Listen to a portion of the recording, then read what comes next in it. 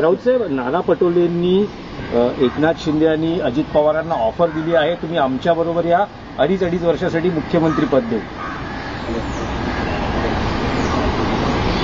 त्याच्यावरती मी काय बोलू शकतो?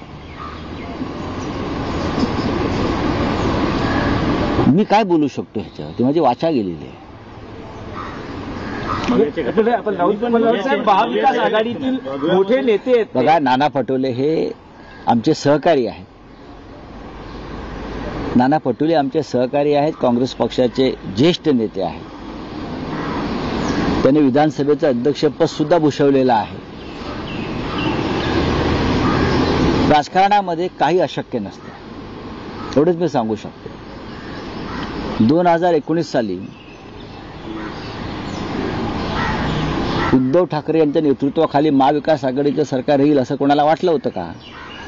आणि त्यानंतर परत 2.5 वर्षांनी एक असं अर्धमुर्ध घटनाबाह्य सरकार सत्तेवरती येईल असं तरी कोणाला